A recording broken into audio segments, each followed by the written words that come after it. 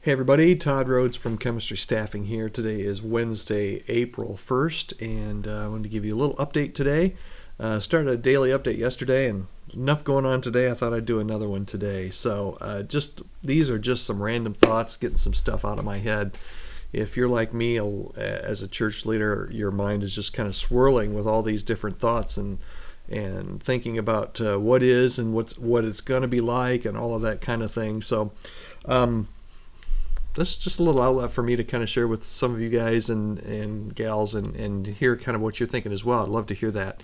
One thing, I shared something yesterday, but again, I want to share kind of two news stories that are kind of at different ends of the spectrum, both of which are just kind of driving me kind of batty. The first is out of Pennsylvania, where there's an evangelist, Jonathan Shuttlesworth, who is telling everyone that will listen that he's going to do a huge Easter blowout service, and he promises that it's going to be Woodstock-like. There's going to be, thousands and thousands of people all coming to this Easter blowout service. To which I just shake my head and honestly think, what are you thinking? This just does not seem to be a responsible reaction. There are other ways to do this. I think there are some in Christian circles that are going to make this really political. I think Liberty is doing that right now with this being a church-state kind of an issue.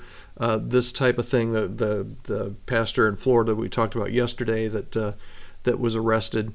I don't know that right now is the time to do make the political argument. Let's get this thing taken care of, and that's my thinking right now anyway. But anyway, that's one side of the spectrum is, hey man, we're all in, we're going to do an Easter service, and we're going to have thousands of people all not practicing social distancing. The other extreme, I think, is what the mayor of New York City, Bill de Blasio, said yesterday. Essentially, he's trying to get everyone not to do the social distancing, and he pretty much says, if you go to your synagogue, if you go to your church, and this is his quote, if you attempt to hold services after being told so often not to, he said, our enforcement agents will have no choice but to shut down those services. Okay, so he's telling all the pastors, all the rabbis in New York, if you have a service, we're going to come and we're going to shut you down. Okay, but, and I'm even, all right, so far so good. But then he says, we will take additional action up to the point of fines and potentially closing the building permanently. So now I think Mayor de Blasio knows that he cannot shut down church services and church buildings indefinitely or forever.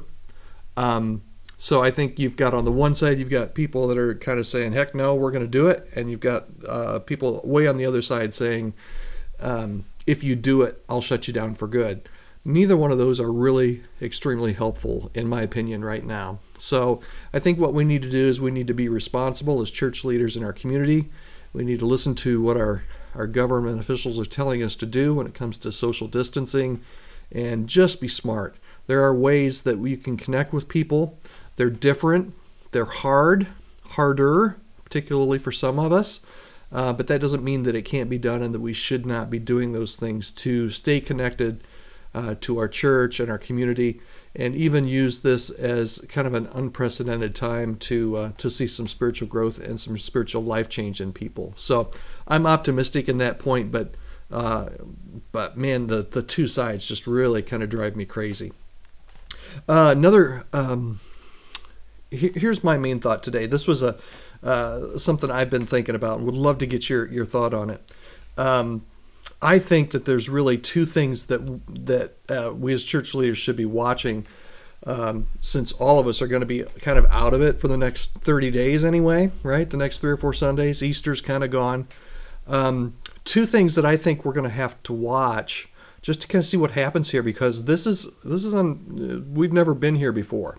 Number one is watch those online stream counts. If you're live streaming, watch those. I would be really interested to know, and I would love for anybody watching this, how have your live stream numbers been the first 3 weeks? For us here in Ohio anyway, it's been about 3 weeks. And how is that going to be for the next 4 weeks? Okay, my hunch is, my guess is, and I hope I'm wrong, that the first couple weeks would have been really, really high. Actually, some of what I heard is that we've actually had more people join us online than what would have attended our services in person, which is awesome. But my hunch is that as the novelty kind of wears off, as people kind of go about their business, even if they're in their homes, my hunch is that some of those numbers are going to start to go down a little bit, maybe plateau, maybe continue to go down, but I'd be really interested in that. So watch the number of online people that are online to your live stream. Second thing I would be watching is watch those giving numbers. I know this isn't rocket surgery. Everybody in the world is doing that right now. My hunch is that online giving numbers are, some of the reports I've heard is that March giving was actually really good. I've heard from a couple churches that March giving was actually better than what it was a year ago. My hunch is as the economy starts to, as this kind of trickles down and people start losing their jobs, 3 million people applied for unemployment last week. As people start, as the economic reality starts to kick in, that and we're not meeting that the online giving may take a little bit of a hit too. So I think everyone's going to be watching both their live stream numbers and their online giving numbers. Here's the thing that I would love to hear some input from you guys on this, and I'll pop a link if you're on YouTube. I'll pop a link down below and on LinkedIn as well. A Pew Research study came out yesterday. Positive thing was that most people are praying. 55% of the people that they surveyed said that they have been praying for the end of this virus spread.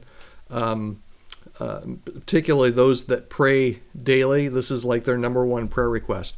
But they also had a big section in that Pew Research study that asked people about their religious service and how they've been doing since this has started. So let me just read this. I don't like to read things, but it says among those who typically attend church at least monthly, so these are people that they had surveyed before the crisis hit.